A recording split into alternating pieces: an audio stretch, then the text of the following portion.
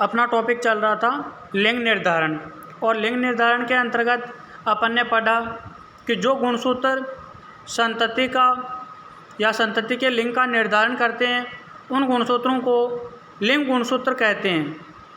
तो इसकी परिभाषा अगर आपसे पूछी जाए कि लिंग गुणसूत्र किसे कहते हैं, तो आप लिख सकते हो कि जनकों से उत्पन्न संतति का लिंग निर्धारण करने वाले जो गुणसूत्र होते हैं उन गुणसूत्रों को लिंग गुणसूत्र कहते हैं।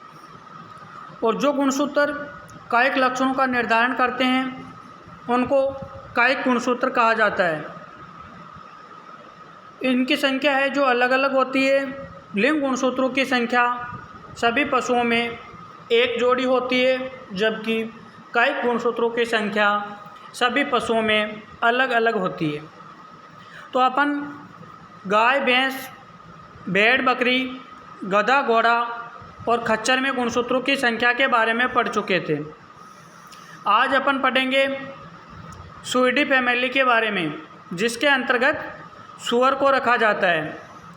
अपन देखेंगे सूअर में कुल गुणसूत्रों की संख्या है जो 38 होती है, जिसमें से 18 जोड़ी गुणसूत्र कायिक गुणसूत्र होते हैं और 1 जोड़ी लिंग गुणसूत्र होते हैं।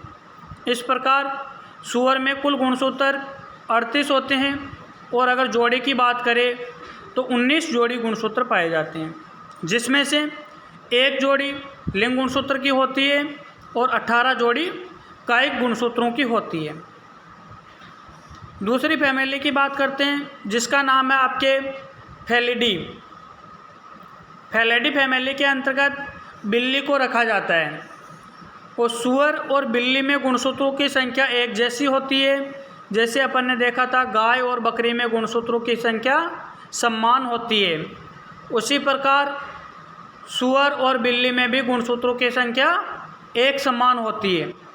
सूअर में 38 जोड़ी गुणसूत्र पाए जाते हैं, 19 जोड़ी। उसी प्रकार बिल्ली में भी 19 जोड़ी गुणसूत्र पाए जाते हैं।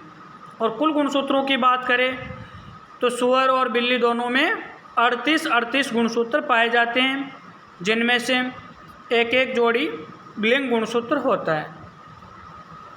नेक्स्ट बात करते हैं अपन कैनिडी फैमिली के बारे में, जिसके अंतर्गत कुत्ते को रखा जाता है।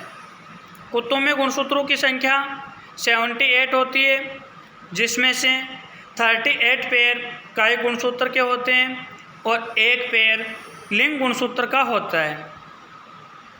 अब बात करते हैं अपन चिकन्स के बारे में, यानी पोल्ट्री के बारे में, मुर्गी के बारे में।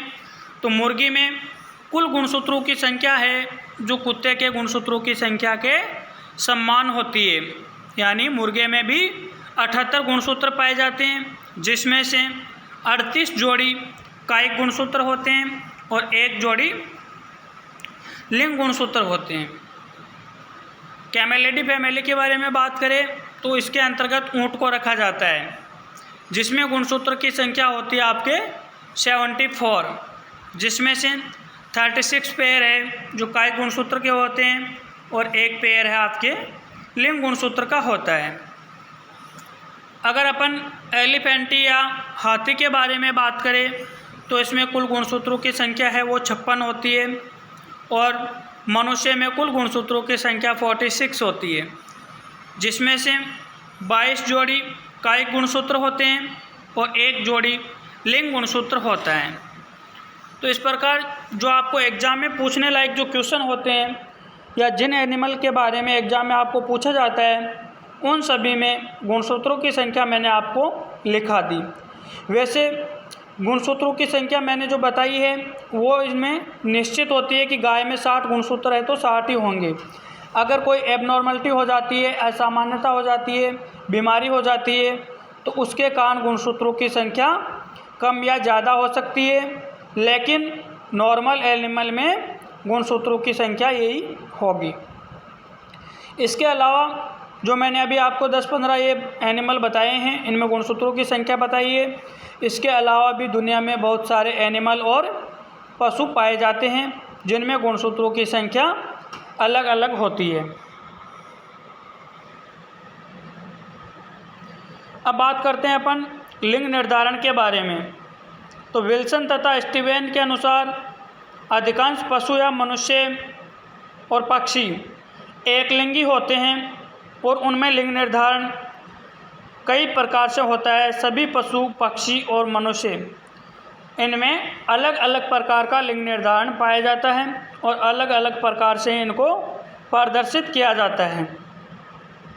तो इससे पहले आपको प्रत्येक पशु में पाए जाने वाले गुणसूत्रों की संख्या, कायिक गुणसूत्रों की संख्या, लिंग गुणसूत्रों की संख्या, लिंग गुणसूत्र किन्हें कहते हैं, कायिक गुणसूत्र किसे कहते हैं, ये जो सामान्य डेफिनेशन है इनके बारे में आपको बहुत ही अच्छी तरह से जानकारी होनी चाहिए। अगर इनके बारे में जानकारी नहीं है तो ये आपके जो लिंग निर्धारण का टॉपिक है वो समझ में नहीं आएगा। अगर आपको यहाँ पे बताया जाएगा कि सूअर में 18 जोड़ी कायिक गुणसूत्र होते हैं, 1 जोड़ी लिंग गुणसूत्र होते हैं, और आपको नहीं पता कि सूअर में कुल गुणसूत्रों की संख्या कितनी होती है, उसमें से कायिक गुणसूत्र कितने होते हैं और लिंग गुणसूत्र कितने होते हैं, तो सूअर का लिंग निर्धारण आपको कभी भी समझ में नहीं आ सकता। जैसे अपन मनुष्य और पशुओं में लिंग निर्धारण के बारे में बात करें तो पशु और मनुष्य में जो मादा है वो मादा होमोगैमिक होती है, यानी मादा में समान प्रकार के युग्मकों का निर्माण होता है, जबकि नर में 2 अलग अलग प्रकार के युग्मकों का निर्माण होता है। मनुष्य और पशु में मादा में XX गुणसूत्र पाए जाते हैं और नर में XY गुणसूत्र पाए जाते हैं। तो इसलिए अपन सीधा सीधा कह सकते हैं कि पशु और मनुष्य में नर हेट्रोगैमिक होता है और मादा होमोगैमेटिक होती है। अब अपन बात करें कि इनमें युग्मक कैसे बनेंगे, तो नर में 2 प्रकार के युग्मक बनते हैं। एक युग्मक में X गुणसूत्र होगा और दूसरे में Y गुणसूत्र होगा, लेकिन मादा है उसमें 2 समान प्रकार के युग्मकों का निर्माण होता है और XX युग्मक बनते हैं। जो नर युग्मक है वो 2 प्रकार के होते हैं, एक में X गुणसूत्र होता है और एक में Y गुणसूत्र होता है। तो X गुणसूत्र युक्त नर युग्मक को गाइनोस्पर्म कहते हैं और Y गुणसूत्र युक्त नर युग्मक को एंडोस्पर्म कहते हैं। यहाँ पे अपन गाइनोस्पर्म और एंडोस्पर्म शब्दों का उपयोग क्यों कर रहे हैं?